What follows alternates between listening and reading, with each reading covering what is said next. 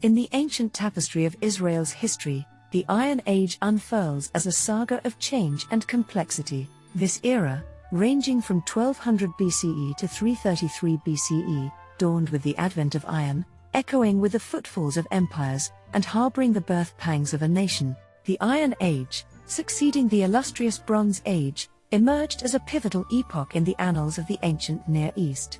This delineation, founded upon the pioneering work of Danish archaeologist Christian J. Thomsen in the 1800s, is marked by a nuanced categorization. Iron, although utilized earlier, came into widespread use during this time. This period, often considered to terminate with Cyrus of Persia's ascendancy, witnessed Israel's intricate dance with history, leading to its subdivision into 6 sub-eras. Delving into the folds of the ancient Near East, scholars unearth a trove of evidence categorized under archaeology, epigraphy, and literature. These disciplines offer more than just relics, they unveil inscriptions, scripts, and ancient archives, weaving a rich narrative beyond raw materials. When peering into the world behind biblical texts, the marriage of archaeology, epigraphy, and literature becomes essential. Together, they provide a tapestry of understanding, validating and enhancing the historical accounts. The Iron Age era in Israel dawned after the fall of the Hittite and Egyptian empires, culminating the Late Bronze Age. This period, as evidenced by artifacts discovered in Ashdod and Tel Ekron, saw the enigmatic arrival of the Sea Peoples, potentially the precursors of the Philistines. However, the debate rages on whether the Israelites were among these groups. Archaeological surveys in places like Shechem, Ai, and Bethel revealed cultural artifacts, structures, and tools, painting a vivid picture of ancient life.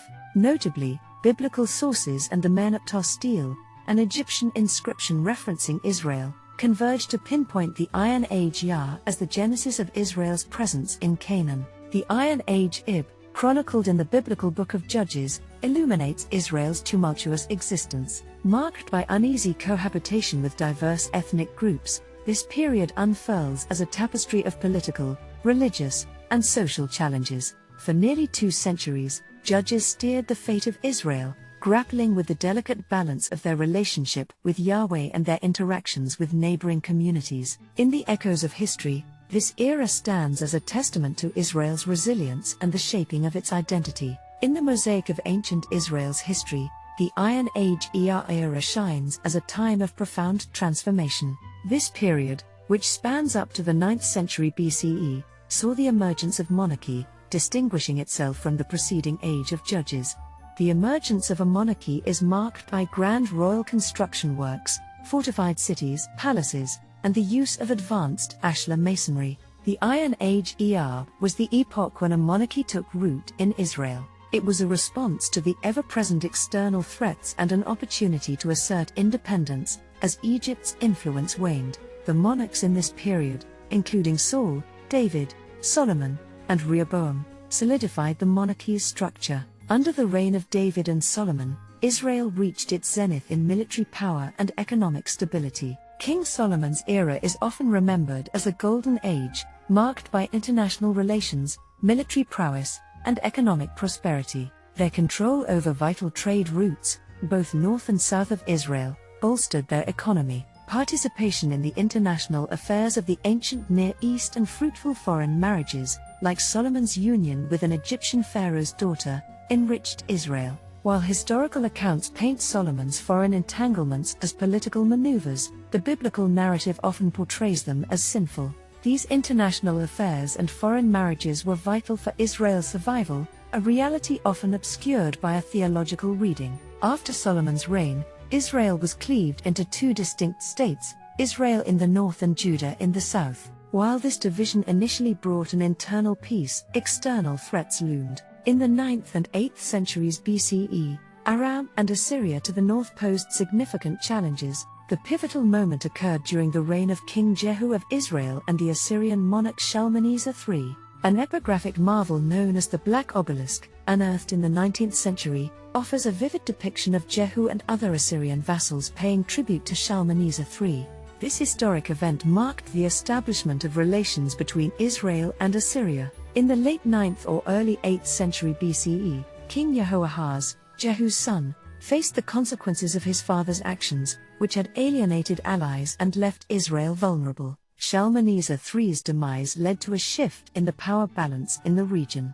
Aram seized control of Israel. Facing imminent danger, King Jehoahaz beseeched Assyrian assistance, a plea answered by Adad-Nahari III. This Assyrian monarch intervened, rescuing the Israelites from Aramean rule, as evidenced in a stele uncovered at Tel el-Rima in Iraq. The Iron Age IIB, flourishing in the 8th century BCE, is marked by the looming shadow of the mighty Assyrian Empire. Evidence of Assyrian influence and intimidation can be found in the annals of Tiglath-Pileser III and Sargon II, Assyrian kings of the time.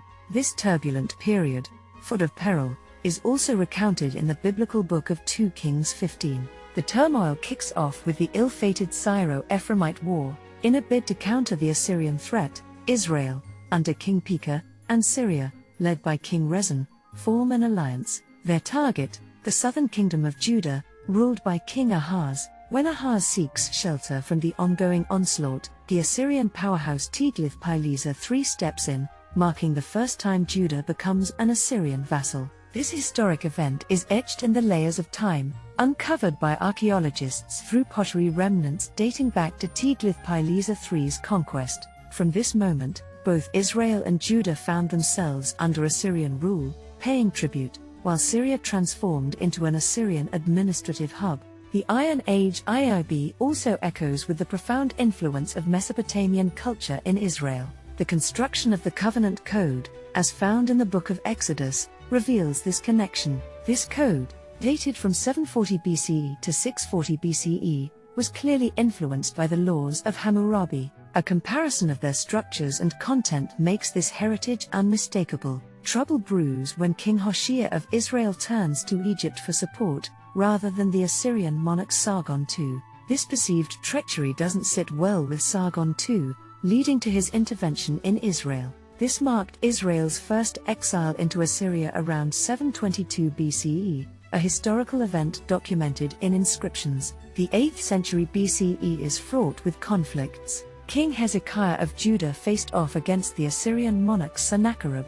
Their clash is detailed in the books of Isaiah and Kings, as well as in the Sennacherib Prism and Herodotus's accounts. Despite Jerusalem paying tribute to the Assyrian Empire, the heavy taxation led the people of Judah to seek an alliance with Egypt. Upon learning of this, Sennacherib launched a punitive campaign around 701 BCE. The city of Jerusalem was besieged, and approximately 200,000 people and their animals were deported, according to the Sennacherib Prism. With the advent of the Iron Age era, the monarchy led by King Manasseh emerges in the 7th century BCE. Following the death of the Assyrian monarch Assurbanipal, internal strife allowed the Chaldeans to seize control of Assyria. This period brought a brief respite to Judah, witnessed through the increase in sites and the expansion of Judean settlements. The final stage of the Iron Age in Israel, Iron Age Eab, is characterized by the Babylonian exile and its aftermath. Archaeological findings at Gibeon, Mitzpah, and Bethel, along with the appointment of a Judean governor to oversee Jerusalem on behalf of Babylon, attest to this time. Despite the fall of the temple and the exile, life continued in Judah. Family traditions, cultural values, and ideological perspectives persisted, even as the elite groups were removed from Jerusalem. The interplay between Mesopotamia and Israel during the Iron Age, as illuminated by biblical and non-biblical sources and archaeological discoveries, is a tapestry of complexity. Political structures, legal systems, and religious beliefs bore the imprint of this relationship.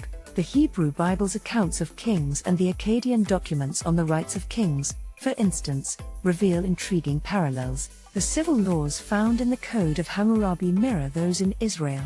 Myths from the Hebrew Bible also bear traces of Mesopotamian mythology. Throughout the Iron Age, Israel was ensnared by the influence of Mesopotamia. Its location, wedged between powerful neighbors like Egypt, Mesopotamia, and Syria, meant that Israel was constantly subject to their impacts. While it shifted from theocracy to monarchy, Israel never emerged as a dominant force in the ancient Near East. It remained entangled with the major powers of the era. Mesopotamia, with its overwhelming presence and influence, left an indelible mark on Israel during the Iron Age.